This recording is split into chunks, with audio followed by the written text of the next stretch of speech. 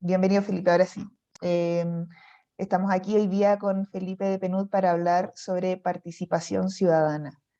Cuéntanos, Felipe, inicio. Bueno, buenos días a todos y todas. Muchas gracias por la invitación. Gracias a todo el equipo que me contactó. Gracias a Félix por este espacio. Nosotros desde el Programa de las Naciones Unidas para el Desarrollo estamos haciendo harto esfuerzo de apoyar el proceso constituyente y, por supuesto, trabajar en el apoyo también de los pueblos indígenas dentro de lo que podamos hacer. Así que estamos súper disponibles a que nos sigan invitando y seguir participando dentro de la información que tengamos y de lo que podamos contar, para acompañarlos también en estos espacios que son re importantes y son parte precisamente de la participación ciudadana. Esto es una forma de vincular a las comunidades con el trabajo de la convención, y eso es una parte esencial para que todas y todos puedan participar, incidir, que es la idea en todos estos procesos. Yo les voy a hacer una presentación en base a un documento que nosotros lanzamos hace poco. Voy a compartir pantalla, creo que puedo. Un documento que nosotros sacamos antes de que comenzara el trabajo de la convención, porque sabíamos que iba a ser relevante para el trabajo de la convención, tener una mirada de cómo habían sido los procesos de reemplazo de constituciones en el mundo. Nosotros somos una agencia de Naciones Unidas que yo tuve una reunión con ustedes hace una semana, les contaba que estamos en más de 170 países, hemos apoyado procesos constituyentes en otros lugares. Por lo tanto, tenemos una visión de cómo han sido los procesos, y creíamos que teníamos algo que contar en relación a cómo ha sido la participación ciudadana, cómo se ha involucrado eh, a las personas en los procesos constituyentes, más allá de las elecciones, cómo se han involucrado en el momento que ya se está escribiendo y discutiendo la nueva constitución. Y este documento nosotros lo sacamos en marzo, si no me equivoco, que tiene precisamente eso, una mirada de cómo los procesos de reemplazo constitucional han involucrado a los ciudadanos, a la ciudadana, especialmente en el proceso ya de redacción.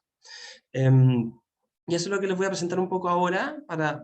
Estamos en momentos claves de la convención para definir cómo se va a involucrar a las personas, a los pueblos en la discusión. Ayer se terminó de aprobar casi completamente el reglamento de participación y consulta indígena, lo cual es súper relevante. Podemos hablar de eso un poquito al final.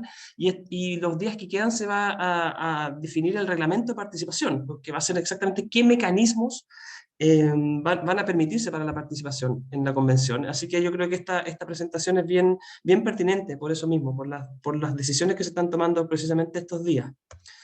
Eh, lo primero que yo les quisiera decir es que lo que hemos visto nosotros en la revisión de otros países es que aquellos procesos en que hubo participación ciudadana, eh, se genera una mayor legitimidad del proceso, eh, y se apoya el proceso constitucional y tiene más posibilidad de tener éxito posterior. Eso es una cosa súper relevante. Por lo tanto, hay que apoyar intentar que las personas participen. Es algo beneficioso para los procesos. A medida que se van escribiendo las constituciones y a medida que pasa el tiempo, es más protagonista la participación ciudadana, más protagonista que las personas, o sea, el rol que tiene es más protagonista en el proceso de preparar y de redactar la constitución. Antes era mucho más común que fuera un trabajo de un organismo experto o de un organismo electo, sin tanta participación y tanto involucramiento. La participación ciudadana era más bien contar qué se estaba haciendo. Hoy en día está mucho más abierto el espacio para que se entregue contribuciones y se aporte más al proceso. Y esto no solo porque se ha visto o sea, se ha instalado cada vez más que es un derecho de las personas a participar en estas decisiones que son tan importantes. Eso, por supuesto, es parte de lo que obliga a que los estados o a que estos procesos permitan la participación, pero también porque cada vez se entiende que no solo estás cumpliendo el derecho a participar, sino que con la participación se mejora el proceso, se mejora lo que estás logrando. O sea, una constitución va a ser mejor si tiene participación ciudadana, no solo porque estás permitiendo a las personas participar y que les corresponde hacerlo, sino porque las personas tienen conocimientos, tienen experiencias, tienen visiones de país que son necesarias, que queden permeadas, que permeen la convención, que permeen el espacio en donde se toman decisiones, y porque hay conocimiento, hay saberes que mejoran lo que se está creando. O sea, no solo estamos haciendo algo que debemos hacer porque es un derecho que tenemos que garantizar, sino que estamos haciendo algo que va a mejorar el proceso final. O sea, la redacción de una constitución, cuando hubo participación, va a ser mejor que una redacción que solo se hizo entre cuatro paredes. Entonces eso es muy relevante. Y en el proceso que está viviendo Chile, además hay una alta expectativa de participación. Y esto tiene que ver con cuál fue el origen de este proceso constituyente. Este proceso constituyente se hizo posible por un acuerdo político, pero ese acuerdo político se hizo posible a su vez por una amplia movilización ciudadana, un involucramiento de la ciudadanía en pedir cambios y estar abiertos a entender que probablemente los cambios profundos tenían que llegar por cambios institucionales como redactar una nueva constitución. Les vamos a contar un poco cómo las personas se involucran en los procesos constituyentes. Hay varias formas en que sea la ciudadanía la que participa, se moviliza y genera algo en los procesos constituyentes. Lo primero son las manifestaciones que son de carácter social o popular. Es cuando las personas se movilizan para iniciar este proceso. Muchas veces esta forma de participar está al comienzo, y ese es el caso de Chile. O sea, el proceso constituyente parte porque hay una participación inicial, originaria, de personas movilizándose. Eso es una forma de participación política, es una forma de movilizarse para conseguir con una acción política que busca un fin. Y eso es una de las formas en que se puede involucrar la ciudadanía en estos procesos. La otra, a través de las elecciones, y el proceso constituyente que se inició en Chile es bastante especial en este sentido, porque consulta a las personas a través de elecciones en 3 ocasiones, ¿no? Tuvimos un plebiscito para decidir si queríamos o no una nueva constitución y qué órgano la debía redactar. Luego tuvimos, habiéndose aprobado y elegido una convención constitucional, tuvimos la elección de quiénes son esos que nos representan, esas personas que nos representan en la convención constitucional. O sea, votamos una segunda vez. Y después, cuando se redacte un borrador de constitución, que es lo que se está haciendo desde julio, nuevamente las personas serán consultadas respecto a si quieren o no la constitución. En el caso chileno, esas 3 elecciones fueron vinculantes. Podría haber elecciones para involucrar a las personas que sean solamente consultivas, pero en el caso chileno son vinculantes. O sea, la decisión que queda después de ese resultado de la elección, esa tiene que ser. Eso es lo que marca cómo avanza el proceso.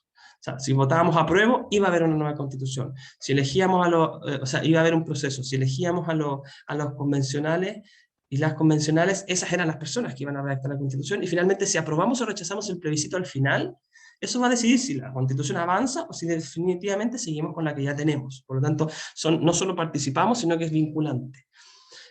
Otra forma de participar, obviamente, es participar en la deliberación, en la redacción de la Constitución. Ahí, por supuesto, si tú puedes ser electo, puedes tener ese tipo de participación también. Y la otra es aprovechar los mecanismos consultivos y deliberativos que se generen en el espacio de la redacción. Es otra forma de involucrarse. De eso vamos a hablar más hoy día. Las personas pueden haber participado al principio para promover que haya este proceso. Eso se hizo en las calles. Luego votamos, pero ahora que vienen los mecanismos, o sea, que está operando la Constitución, o la Convención, se pueden generar mecanismos que permitan que estemos participando durante el proceso. Y finalmente, otra forma de involucrar la participación de la ciudadanía y que es necesaria para que todo esto funcione es la formación ciudadana. Entregar información, entregar conocimientos que permitan que las personas se puedan involucrar, entender el proceso, entender cuáles son los espacios disponibles para participar y hacerlo efectivo. Eso es parte de lo que estamos haciendo hoy, de lo que se están haciendo en estos esfuerzos de hacer talleres en los distintos pueblos o en los distintos espacios para que las personas efectivamente puedan involucrarse, sepan qué está pasando y sepan cómo pueden participar. Ahora vamos a estos mecanismos específicos que yo les decía que es lo que se instalan dentro del trabajo de las convenciones. Imaginemos que aquí en Chile tenemos una convención, pero les mostrábamos la semana pasada que en otros países ha habido una convención que no es electa, o un grupo de personas que toman las decisiones, o un congreso que es el que decide. O sea, hay distintas formas, pero en ese espacio en el que se escribe la Constitución, se discute para escribirla, puede haber participación. Y nosotros lo que hemos visto es que no hay un modelo único, correcto, o el mejor para hacer participación en un proceso constituyente. Hay distintas formas y se pueden enmarcar en 3 grandes tipos de participación o de mecanismos que permiten la participación. Por un lado están los mecanismos que permiten que la ciudadanía haga contribuciones, o sea, que diga que, por ejemplo, yo quiero ver esto plasmado en la Constitución, que tengo un camino para llegar con esa contribución hacia el espacio que toma la decisión, en el caso chileno, hacia la Convención Constitucional. Se ha usado la recepción de contribuciones en Brasil, Venezuela, Ecuador, Bolivia, Sudáfrica, Islandia, en general en los procesos más recientes siempre, pero nosotros de los que realizamos, esto es una forma de estar disponibles a obtener la contribución desde la ciudadanía, que es bastante común. En un comienzo podía ser escrita, en otros casos incluso se podía mandar una grabación, videos, pero cada vez mientras avanza la tecnología son más los caminos para llegar con esa contribución. Pensemos en una contribución, por ejemplo, para que hacerla bien aterrizada, si se hacen, por ejemplo, un encuentro autoconvocado. ¿Recuerdan los que se hacían para el proceso constituyente de la presidenta Bachelet? Si tú te juntas, reflexionas en grupo y generas a partir de eso propuestas o demandas, eso es una forma de contribuir. Obviamente la convención tiene que generar el espacio para recibirla. Pero eso sería, por ejemplo, una contribución. O si tú te metes a un sitio web, si la convención habilita un sitio web en el cual dice, aquí recibimos contribuciones, bueno, ahí tú estás haciendo. Hoy en día es cada vez más fácil para un órgano constituyente recibirlo, dado el uso de tecnología. Y esto probablemente es una de las cosas que se va a quedar instalada en este actual proceso. Otra forma de aceptar o permitir la participación ciudadana es haciendo cuestionarios o encuestas. Hay casos en que la convención o los órganos constituyentes, cuando están discutiendo, hacen consultas a la ciudadanía en el proceso. Preguntan qué opinan de tal cosa para tener alguna información, y esos son cuestionarios o encuestas. Y se han usado en Túnez, en Ciudad de México, y pueden haber ahí algunos otros procesos. Y por último, un gran tipo de mecanismo de participación es permitir reuniones con distintos grupos de la ciudadanía, ¿no? Una pueden ser las audiencias o asambleas públicas, que son bien comunes de hacer. Eso es lo que se ha hecho, por ejemplo, ya a estas alturas en la convención. Ustedes saben que estuvieron trabajando distintas comisiones para crear el reglamento, y esas comisiones hicieron audiencias públicas. Generaron un llamado, las personas se podían inscribir para participar y tuvieron una gran cantidad de asistencia. Bueno, esos son ya una forma de participación ciudadana que va a ser muy común de ver. O sea, ya se sabe que la convención seguirá trabajando en comisiones, por lo tanto esas comisiones podrán seguir haciendo audiencias públicas y a través de eso recibir directamente contribuciones de la ciudadanía. También se hacen las reuniones con expertos o con ciertos grupos de interés. O sea, una comisión, por ejemplo, o un grupo de quienes trabajan en la convención pueden recibir a expertos cuando son temas muy precisos, para iluminarse, para entender algún tema que tengan que trabajar.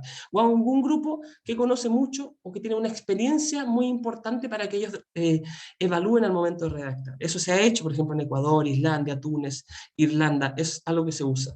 También la reunión con grupos minoritarios o históricamente marginados.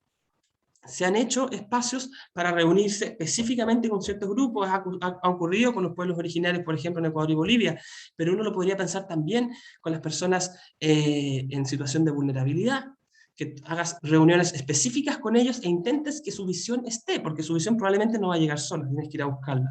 O con niños, niñas y adolescentes. Eso es algo que está muy discutido hoy en día en esta convención. O sea, ¿cómo hacemos para que lleguen otras miradas? Y podemos tener reuniones, espacios de trabajo en que intencionadamente se busque que ciertos grupos participen, porque si no esos grupos no van a llegar solos probablemente. Entonces esa es otra opción que se ha usado. Y por último también están las conferencias, espacios en los cuales a la convención llega alguien a exponer, a discutir sobre un tema, y las personas pueden participar, pueden mirar. De hecho ya eso se ha hecho en esta convención, la otra vez una exposición, no recuerdo quién, pero que también hay temas que se pueden llevar para discutir en forma quizás más profunda, más de forma académica, y eso es algo que también se ha hecho en distintas ocasiones. Recientemente hay otros mecanismos nuevos.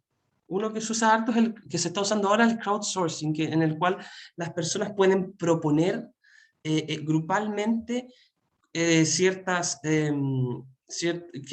contenido de la convención. Se usó en Islandia, se usó en Egipto, Túnez, Ciudad de México, por ejemplo, a través de una plataforma en línea, varias personas pueden sumarse a una propuesta. Se llama colaboración abierta, y eso podría incorporarse, por ejemplo, en este proceso, y se ha incorporado en otros. Y otro que se usa, que es más difícil, o sea, que probablemente no va a ocurrir acá, pero se ha usado, es generar asambleas ciudadanas, es generar un organismo aparte, un grupo de personas elegidas al azar, para que ellos deliberen y propongan a quienes toman la decisión. Entonces se elige al azar un grupo de personas que por ser electos al azar representan muy bien a la población, o debieran representar a la población, y ellos trabajan generando propuestas para que se tomen esas decisiones. Eso se usó en Islandia y en Irlanda, son procesos más modernos, y también es una opción que hemos visto nosotros que hay afuera, ¿no? que hay afuera y que se ha usado en otros procesos. Ahora, yo les decía que no hay un mecanismo perfecto, porque todos los mecanismos tienen límites, tienen ventajas y desventajas. Y hay que pensar que, por ejemplo, un mecanismo como las contribuciones, que puede ser muy útil para recibir aportes de todas partes del país, sobre todo si aprovechamos la tecnología. Si generamos, por ejemplo, se genera un portal en la convención que puede recibir contribuciones, y tú te puedes meter, quizás con clave única, y habrá que ver cómo entras y dices, quiero esto para la convención. Eso es perfecto, porque cualquier persona lo puede hacer, pero tiene desventajas también. O sea, no es tan fácil para cualquier persona llegar y utilizar ese espacio. Eso puede quizás discriminar o dejar afuera a las personas mayores, a las personas que no tienen conectividad digital, o que simplemente no tienen las competencias suficientes para entrar a ese espacio, entenderlo y poder hacer el aporte. Entonces puedes llegar a muchas personas geográficamente, pero quizás demográficamente estás dejando grupos afuera. Entonces tienes ventajas y desventajas. Además, cuando hay muchas contribuciones, no es tan fácil sistematizar esa información. Entonces tienes una forma de recuperar mucha información, pero que es difícil de procesar. Y la idea es que la información sea procesada, que la idea es que lo que tú contribuyas llegue a oídos o a los ojos de quien toma las decisiones, que los convencionales y las convencionales puedan leer o informarse de esas contribuciones. Entonces también hay desventajas ahí por el lado práctico, ¿no?, de algunas cosas. Las audiencias al menos tienen la ventaja, que quizás no todos, la desventaja que no todos podrán llegar a ese espacio de tener una audiencia pública y estar frente a los convencionales, pero una vez que está ahí, por lo menos ellos saben que el convencional los escuchó, entonces eso le da otro tipo de garantía. Entonces, como ven, todas pueden tener algún tipo de ventaja y desventaja, por lo tanto, no es que uno pueda decir hay una sola, sino que más bien uno tiene que pensar en distintos, en una mezcla, ¿no?, en una mezcla de mecanismos, porque para lograr tanto cobertura territorial como cobertura por distintos grupos, deberás tener una mezcla, ¿no?, para aprovechar todos los mecanismos que hay. Y así lo hemos visto que ocurre en otros países. En general se usan distintos mecanismos, no se utiliza solo uno, se utilizan varios, ¿no? Y la mejor opción, o la mejor opción de cuáles, tiene que ver con el tiempo que tiene para trabajar el órgano constituyente, tiene que ver con el presupuesto. Por cierto, implementar todo esto no es barato, y hay cosas que cuesta más implementar que otras. Tiene que ver también con la capacidad de sistematizar la información, en lo que yo les decía. Tú puedes tener algo muy ideal, muy maximalista, quiero hacer todo, quiero estar en todas las regiones, es muy lindo, pero tienes que alcanzar a poder procesar toda esa información que estás recuperando.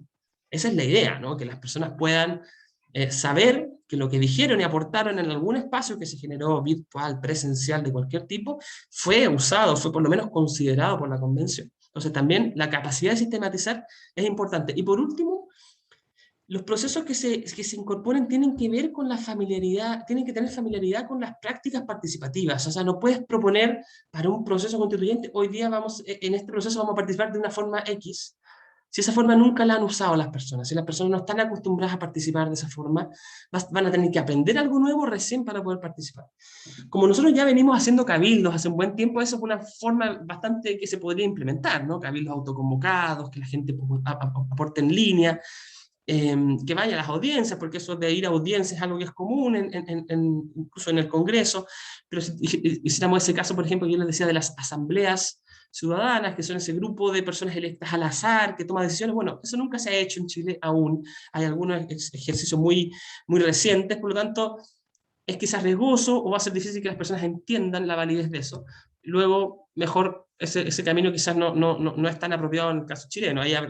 Eso obviamente depende de los convencionales, pero lo que quiero decir es que tiene que ser, para que las personas participen, tiene que ser algo que las personas sepan usar y tienen que ser familiar con lo que ya conocen. Ahora, como yo les digo, como no hay un mecanismo perfecto, como no hay el que tenga todas las ventajas y que no tenga ni una desventaja, además de definir por esos criterios que yo les decía antes, tenemos que tener algunos principios rectores que nos iluminen sobre cómo, para decir, bueno, independiente de cuál es el mecanismo que yo utilizo, si hago recepción de contribuciones, si hago audiencias, si hago encuestas, etcétera, ¿no? Lo que yo busque hacer, debiera cuidar que cumpla ciertos principios al menos, ¿no? Y nosotros creemos que hay ciertos principios que son, y es lo que hemos visto, ¿no? En otros países que son relevantes de cuidar. Primero, la participación, para que sea vista como un valor, como yo les decía al comienzo, como algo que aporta, y no como solo una obligación que hay que cumplir. Y hay que intentar que esa participación sea lo más amplio posible. O sea, como hagamos lo que hagamos, intentemos que muchas personas participen y que esa participación sirva, ¿no? Que sea transparente. Es necesario que las personas entiendan cómo se participa, quiénes lo están haciendo, cómo va a funcionar el proceso, porque eso le da legitimidad, invita a participar. Entonces tiene que ser transparente. Y por último, inclusión, tiene que ser inclusivo. Cualquier mecanismo que usemos, tenemos que preocuparnos que lo puedan ocupar las distintas personas. Y si creemos que un mecanismo está dejando a gente fuera, el ejemplo que yo les daba del uso de tecnologías, que es muy útil, pero si está dejando a los adultos mayores fuera, las personas que no tienen conectividad, que no tienen buen internet, etcétera, bueno, entonces esa mezcla de mecanismos tiene que buscar que haya otro, uno más quizás presencial, para que todos puedan participar. O si no están participando algunos grupos, por ejemplo, queremos que la gente vulnerable o las personas en situación de calle, por ejemplo, participen. Las personas en situación de calle no tienen un computador para participar en línea, probablemente no se van a enterar de muchas cosas. Bueno, hagamos un mecanismo que vaya directamente a buscarlos, intentemos que vayan a una audiencia, generemos un espacio. O los niños, niñas y adolescentes no van a llegar por sí solos a la convención, generemos un espacio para que ellos lleguen y así estamos incluyendo a todos los grupos. Eso es parte de las cosas que hay que tomar en cuenta. Si bien no podemos decir cuál es el mejor mecanismo, bueno, intentemos que los mecanismos tengamos en consideración esto para que todos puedan participar. Y hay otros principios que son súper relevantes para el éxito del proceso, que son, por ejemplo, tener las reglas claras, para que las personas sepan cómo se participa y así sepan cómo pueden hacerlo y no se queden fuera si es que quieren participar.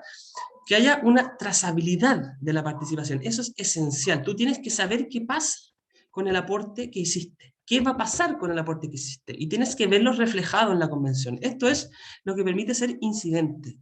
Si tú vas a ir a hablar a un espacio y propones algo, o subes a un sitio web y pones tu propuesta, y no tienes ni una garantía de qué pasa con eso, en qué momento esto se va a utilizar, pierde sentido, pierde valor esa participación. Y si tú no tienes la claridad, quizás te vas a restar de participar desde un comienzo. Entonces es necesario que haya trazabilidad de la participación y tú sepas cómo va a hacerse y cómo va a usarse lo que tú estás proponiendo. En muchos casos, a las personas que participen se les hace una devolución.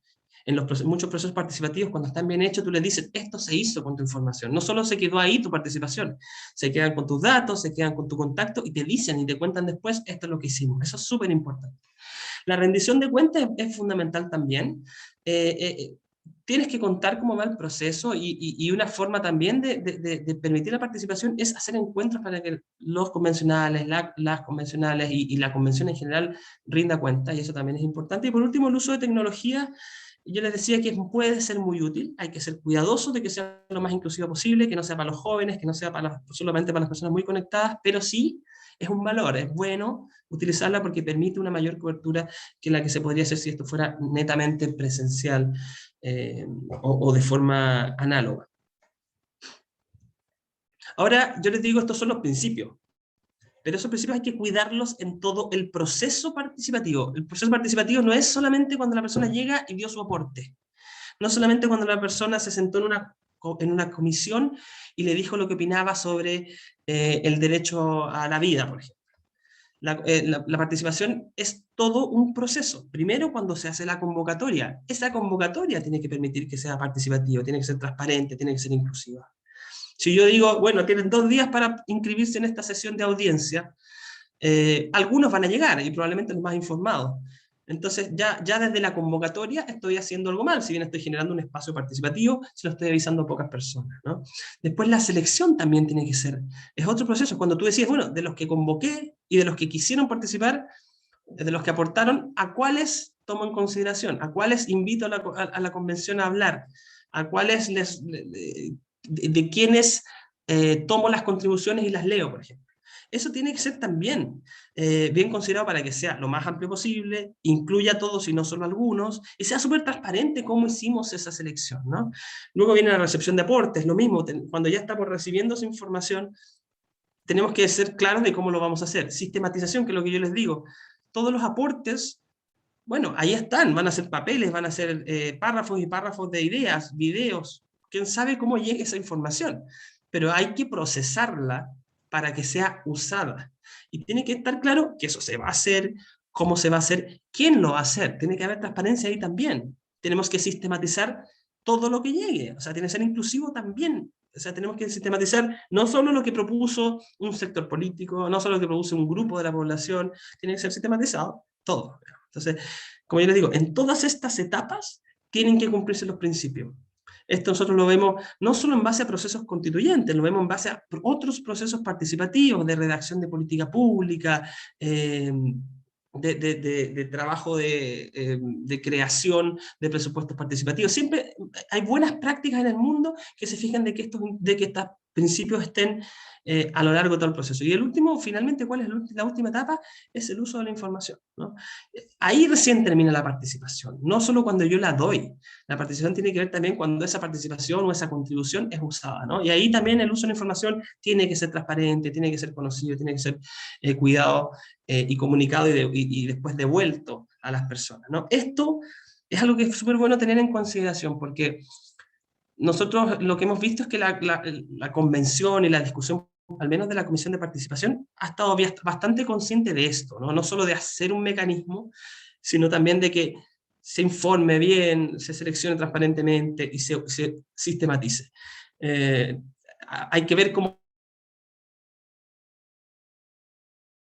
le da forma y le da el valor real a la participación. Y esto incluso debería ser considerado también si estamos hablando de participación y consulta específica de pueblos indígenas. Aquí hay algunos aspectos que igual son relevantes más allá de cualquier característica particular que tome la participación de los pueblos indígenas. Acá hay características que hay que tomar en cuenta. La transparencia no deja de ser relevante, sistematizar y darle trazabilidad a lo que se está haciendo no deja de ser relevante, por más que haya muchas particularidades culturales. Entonces, nosotros presentamos en este documento y le hemos dado algunas conclusiones y recomendaciones. Sentimos que muchas de esas, que no son solo propuestas nuestras o recomendaciones nuestras, sino también de la ciudadanía y de grupos, de organizaciones de la sociedad civil, de la academia, de los propios convencionales, han estado presentes en la discusión de la convención. Lo primero que hemos dicho es que estos mecanismos tienen que estar en el reglamento, digamos, y hoy día y lo que se está discutiendo hoy es que va a haber un reglamento específicamente sobre esto, o sea, esto que yo les decía de reglas claras, bueno, va a haber un reglamento y es el que yo les digo que se va a describir o discutir la próxima semana. Decimos que tienen que haber esfuerzos de formación ciudadana respecto a las oportunidades de participación. O sea, las personas no van a llegar de la nada a participar, tienen que enterarse que esto está pasando, ¿no? Y eso tiene que haber un esfuerzo activo para que eso se logre. También decimos que es bueno el uso de las tecnologías, pero tienen que complementarse con algo presencial. O sea, tenemos que dar de todas maneras cierta garantía para que quien no puede utilizar los espacios tecnológicos los llegue a utilizar en forma presencial, puede hacer su aporte en forma presencial. Tienen que haber medidas de inclusión activa. Nosotros decimos que hay ciertos grupos, ciertas personas que no van a llegar solas. Y la convención debiera intentar ir a buscarlas, si quiere tener la visión de todas y todos. Entonces tiene que haber medidas de inclusión activa. Yo les daba el ejemplo de los niños, niñas y adolescentes. Yo he visto que la convención está bastante preocupada, por ejemplo, de cómo hacemos que ellos y ellas expresen su voz en esta convención, ¿no? Entonces esa preocupación, que se traduzca después en algún mecanismo, alguna iniciativa, es relevante para la convención.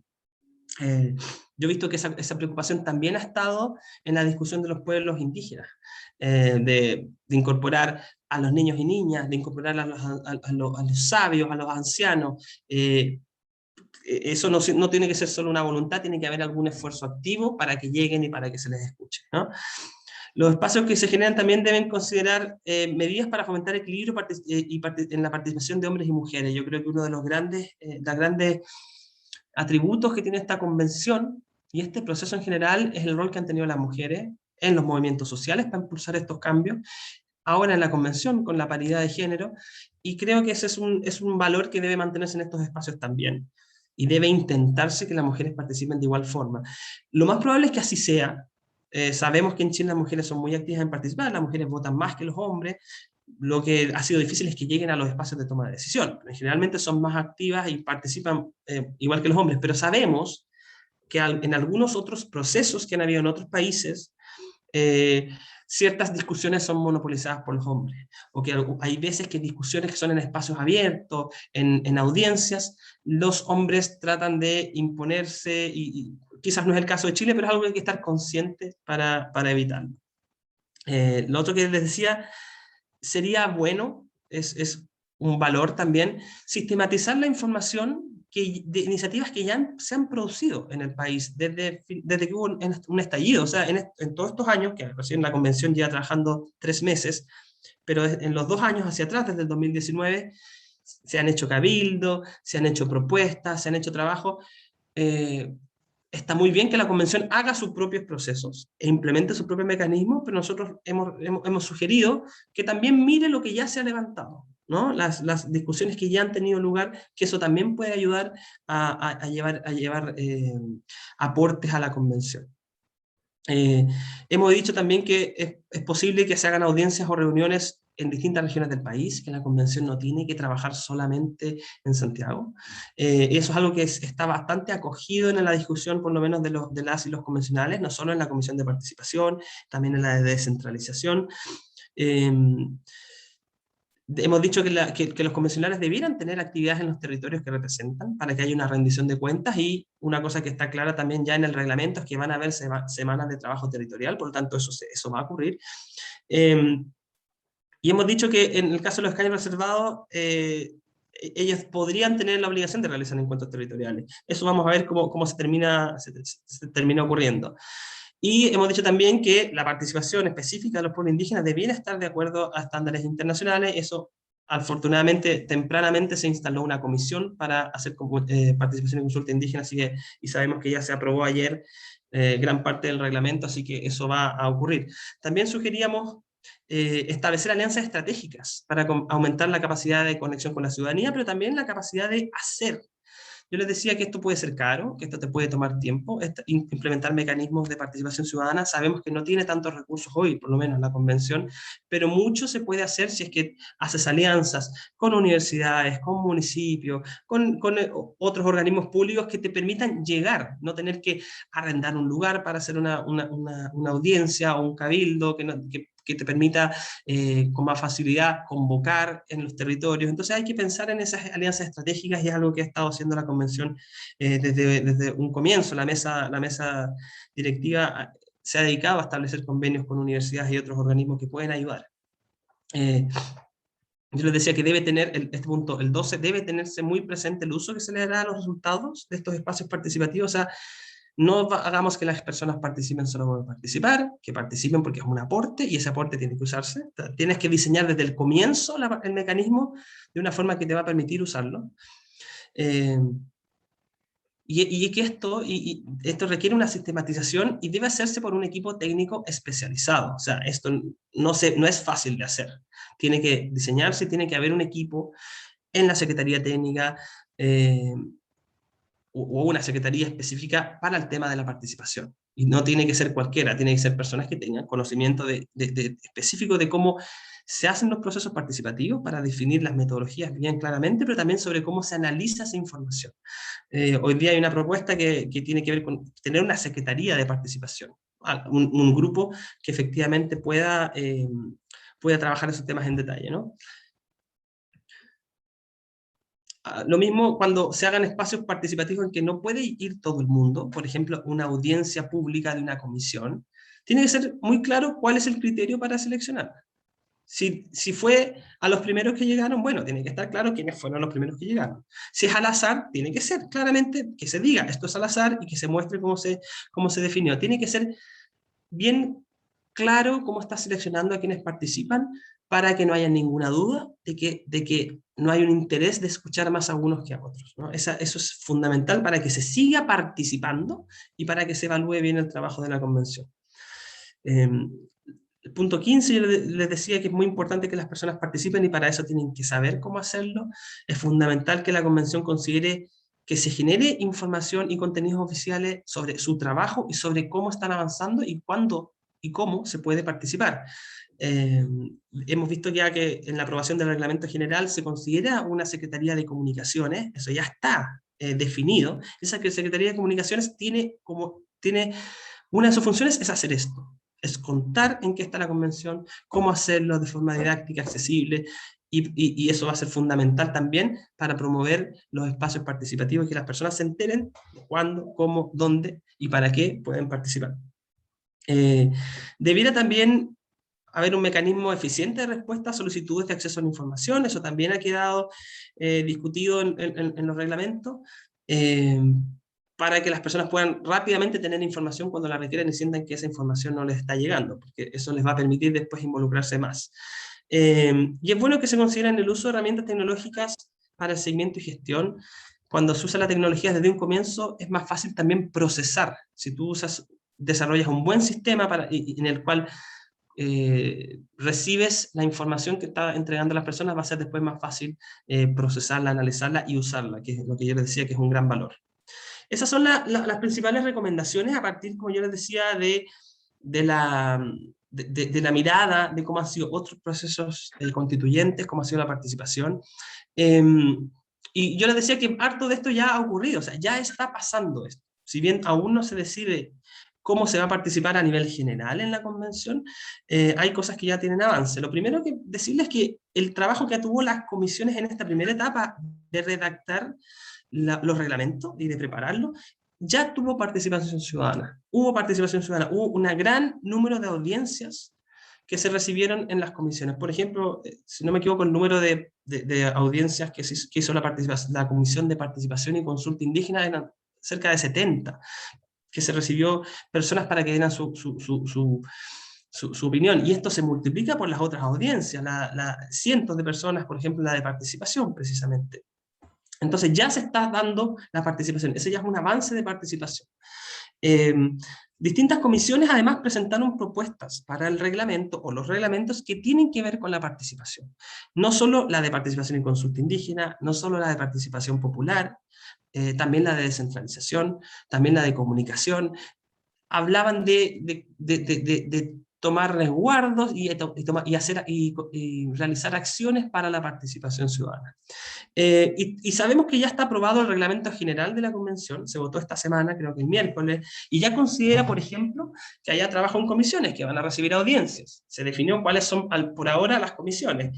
Se estableció esta idea de plebiscito dirimente, y ahí me voy a detener un poquito porque no lo he mencionado antes. La convención, además, se estableció que puede trabajar y deberá trabajar en regiones, ¿no? Además habrá esta Secretaría de Comunicaciones, Información y Transparencia que estará encargada de educación cívica, de informar, y se estableció el principio de divulgación como algo central para que haya accesibilidad a los contenidos, para que haya siempre una versión didáctica de lo que está haciendo la convención, y eso va a favorecer la participación. O sea, con lo que ya se ha decidido ahora, con lo que se decidió en el reglamento, ya se está avanzando en favorecer la participación. Me detengo en el tema del plebiscito dirimente porque yo les mostré al comienzo qué experiencias se han utilizado para que las personas participen. Y el plebiscito dirimente no se ha usado nunca. Estaba la posibilidad de hacerlo en Sudáfrica cuando se hizo la Constitución en 1996, pero no se utilizó. Entonces no es un mecanismo que se ha utilizado, pero es un mecanismo que se ha diseñado y que ya se aprobó en el reglamento para permitir participación ciudadana, para zanjar temas que no hayan logrado el acuerdo de 2/3. Como ustedes saben, para aprobar contenido de la Constitución, cualquier artículo, se requieren 2/3 de los votos. El plebiscito dirimente se puede usar una sola vez cuando exista más de 3/5 en una votación, pero no alcancen los 2/3. Se puede llamar a plebiscito para que sean las personas quienes tomen la decisión finalmente si se aprueba o no un artículo. Eso es una propuesta de la convención, pero la propia convención ha declarado que esto requiere obviamente un cambio en la actual constitución, porque significa una elección que no está considerada, significa que CERVEL tenga que hacerla, pero al menos este es un nuevo mecanismo que no se ha utilizado antes en el mundo, que podría utilizarse, no sabemos si va a ocurrir, pero podría utilizarse en esta convención. Otra cosa que ha pasado, ustedes saben, ayer se votó el reglamento de participación y consulta indígena, y ese reglamento establece cuáles son los principios, los objetivos, la orgánica y la lógica en la cual se va a generar participación y consulta indígena. Nosotros hemos dicho que si bien la participación ciudadana es importante, tienen que haber mecanismos que permitan que todos participen, hay obligaciones específicas hacia los pueblos indígenas. Y esas implican hacer procesos de participación y consulta distintos que consideren la organización y la cultura propia de los pueblos indígenas, y eso ya se votó ayer en el reglamento de participación y consulta. Y, como yo les decía, la próxima semana se despacha el reglamento de participación. Por lo tanto, tenemos que estar muy atentos para ver cómo todas estas opciones que yo he mencionado, todas estas discusiones que yo he mencionado que han ido ocurriendo sobre participación, terminan finalmente plasmadas en el trabajo de la convención. Yo les decía que nosotros hemos visto que hay ciertos mensajes que uno podía destacar cuando hablamos de participación, ¿no? La participación permite darle legitimidad a los procesos y le da un mayor éxito o posibilidades de éxito a futuro a una constitución si es que las personas se vieron reflejadas en ese texto, ¿no? Y es fundamental que se cumplan estos principios que yo les he dicho, porque eso le da mayores posibilidades al país de tener una buena constitución que no solo sea bien implementada, que refleje las necesidades o las visiones de la ciudadanía, sino que también nos permita superar un momento que ha sido complejo para el país, en el cual se han pedido cambios importantes y resolver ciertas desigualdades y mejorar las condiciones de vida de las personas, y con mayor participación es más probable que esa constitución marque ese camino hacia adelante. Así que eso son como lo que yo les quería contar en materia de participación ciudadana en general. Y de todas maneras, como yo creo que tengo algunos minutitos, les quiero hablar un poco de la participación y consulta indígena, porque ya sabemos que ese reglamento está listo. Y voy a ver si mi colega Tomás Campos, si puede proyectar un PowerPoint muy cortito que describe un poco cómo quedó el reglamento de participación y consulta, para que lo podamos ver, para que si quieren ustedes lo comenten. Yo no soy el experto en esto, Félix quizás puede también ahí comentar un poco, pero estos son los puntos principales que quedaron en el reglamento de participación y consulta indígena. Todavía se pueden aprobar algunas indicaciones, pero que no van a cambiar estos puntos centrales. Esta información, si querés, proyectala, Tomás. Sí, espera un poquitito que no me... Hola, buenas tardes, bueno, casi buenas tardes. Esperame un segundo que no me permite presentar. No sé por qué. Voy a hacerlo al revés, espera, un segundito.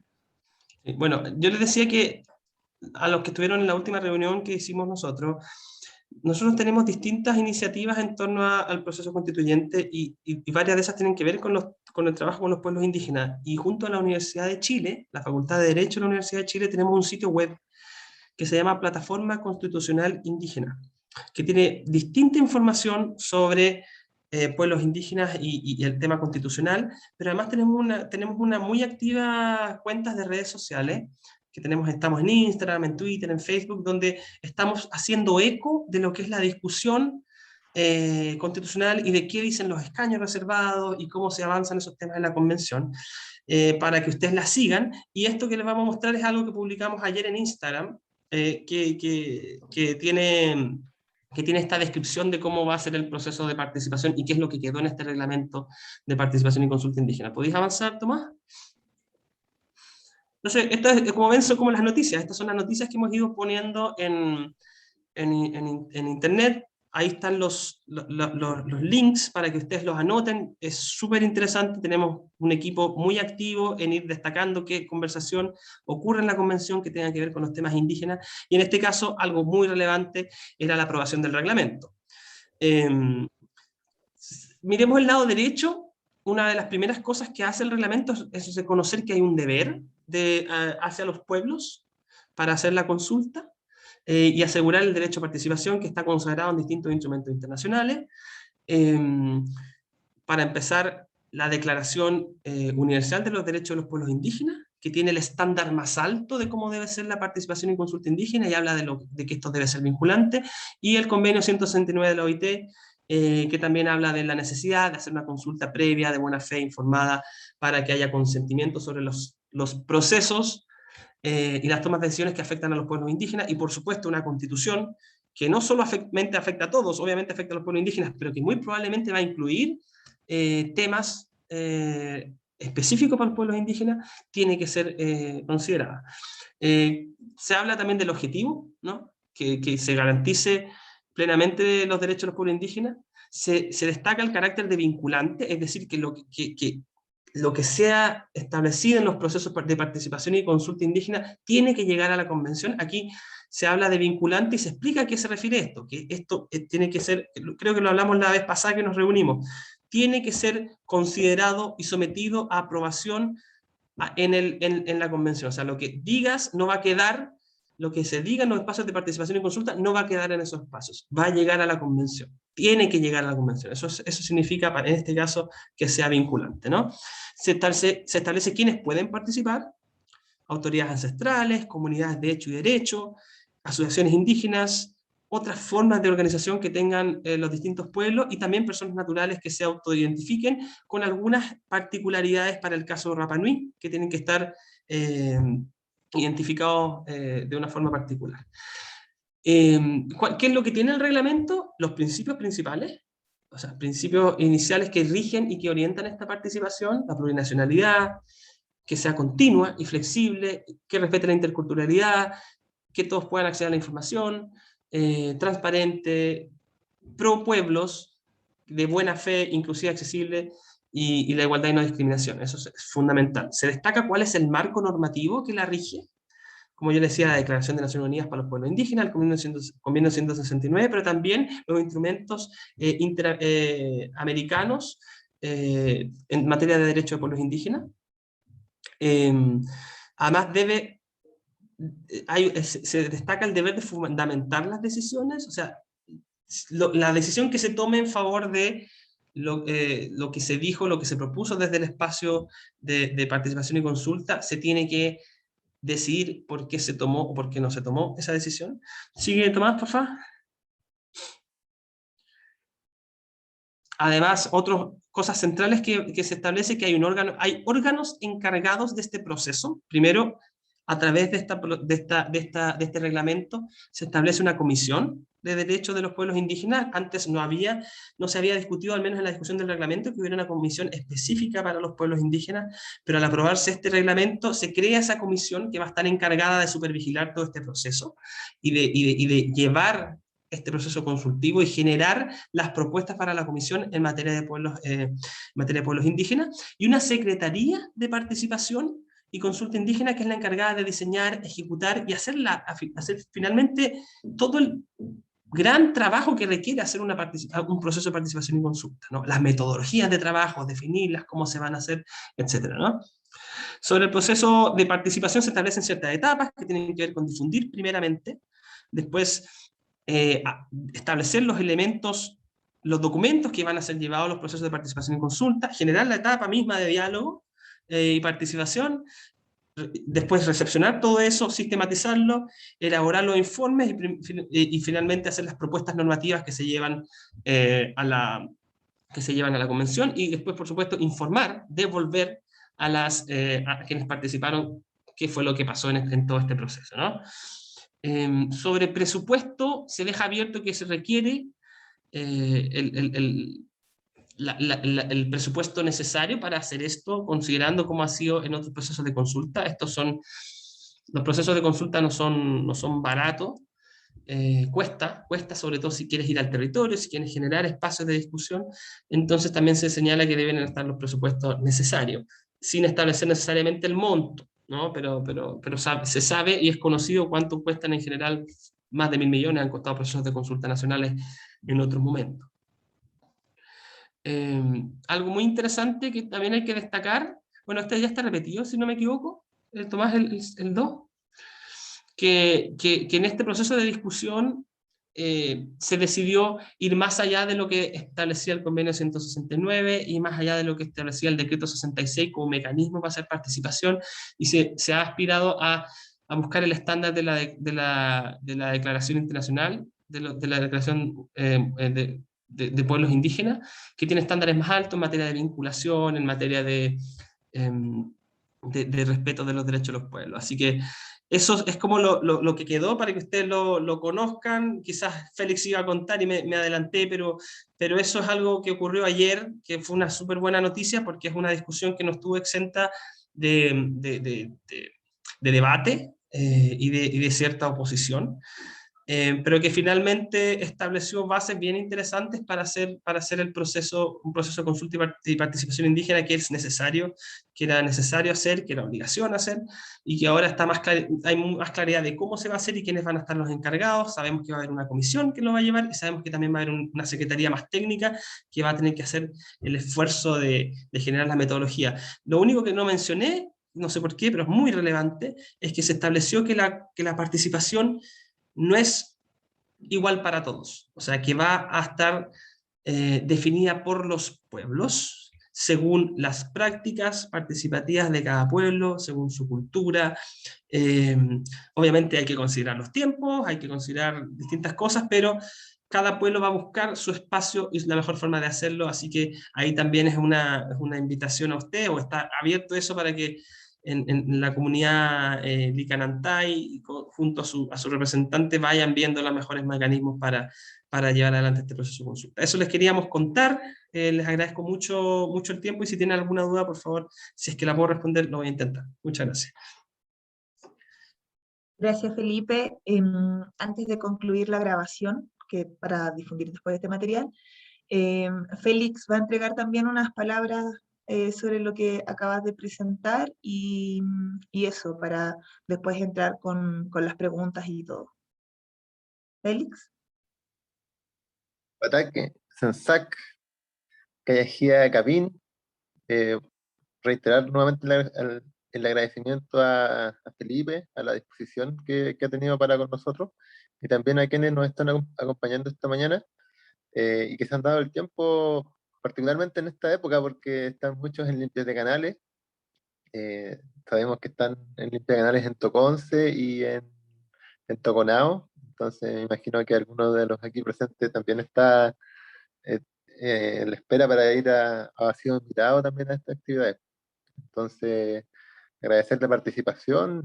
Felipe ha explicado muy didácticamente la forma de participación, tanto para la convención y otras, que desde la experiencia también, porque como hemos conversado en otras instancias, por lo menos nosotros no tenemos esa experiencia de participación en la forma y medida que se está desarrollando. Entonces, esto nos sirve para aterrizarnos, para prepararnos también, y ordenarnos en torno a lo que se nos viene, y que es un proceso bastante rápido, como ya lo hemos vivido.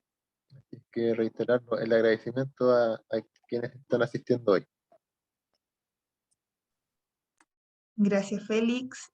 Vamos a cerrar la grabación de este foro para dar paso al diálogo ya con todas las personas que nos acompañan hoy día.